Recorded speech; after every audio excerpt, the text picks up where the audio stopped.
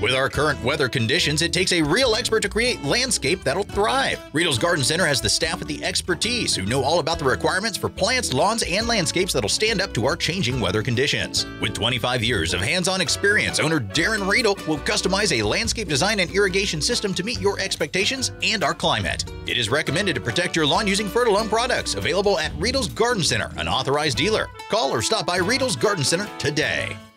Hi, I'm Dr. Laura Wilson, and thank you for joining us for another episode of Green and Growing. Today I'm going to be talking about pollinator gardens. So I have my garden set up here as kind of cottage gardens where it's a lot of mostly perennials, but then some annuals thrown in together. And when I have put my gardens together, I think very much towards providing food, providing shelter, and providing homes for pollinators. 70% of pollination happens by insects. So we have a tendency to think of bees and butterflies, but flies, beetles, and other insects play a big role. And then birds and bats actually make up the other 30% of pollinators. So we don't want to forget about them either.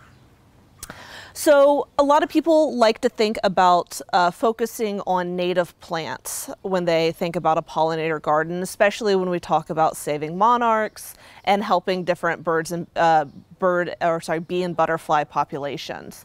So I do have a mix of native and non-native plants. Yes, I focus on pollination, but I also want to think about what I enjoy and buying flowers that I like. But things like echinacea or coneflower, some of our tick seed coreopsis, garden phlox, bee balms are all plants that I have mixed into my gardens here and are all native. I have a lot of non-native perennials as well that are very pollinator friendly. My catmint, which is kind of huge and taken over half my garden, is very popular, as well as the pincushion flowers, Veronica or Speedwell, some stone crops to get kind of year round. I also, as I'm kind of developing these gardens, there are a lot of annuals that you can use to fill in for pollinators. They work great in containers if all you have space or time for is a container garden. Things like cosmos and zinnia are favorites of pollinators. I always see hummingbirds and monarchs and swallowtails on them, as well as lantana is another one that I put in my gardens as an annual that gets a lot of attention by pollinators.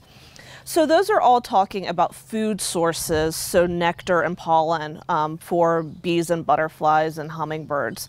But you also have to think about the entire life cycle, that these pollinators need more than just food. They need shelter, especially when we're talking about butterflies and their need to go through both a larval stage as well as a metamorphosis and adult stage.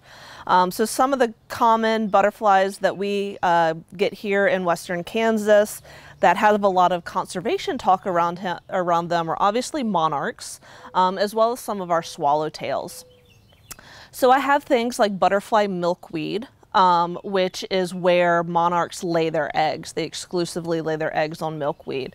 So it not only has a beautiful flower that can provide nectar, but also provides the place for the eggs to be laid, as well as the food for the larvae once they hatch. So very important to kind of encompass the entire life cycle. I've also started putting in dill, as that's good for swallowtails and supporting the swallowtail life cycle. And then kind of the third aspect to think about is water and a water source. So bees and birds and butterflies, you know, you want something nearby as well. And it doesn't have to be a big fancy pond or anything like that. You know, a simple bird bath will do. It's just when we're thinking about a bird using a bird bath versus a bee or a butterfly, you have to think about water depth.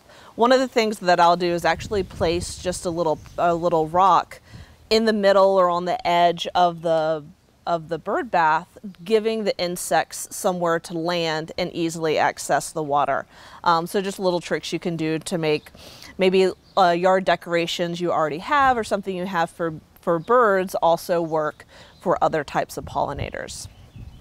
So just some things to think about as you put together a pollinator-friendly garden. It doesn't have to be the entire garden. Still, please plant plants that you enjoy.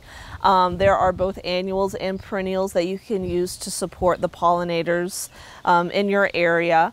But very important to think about what plants we're putting in that actually produce pollen, which ones support other parts of the life cycle, and then also make sure that we have water sources nearby.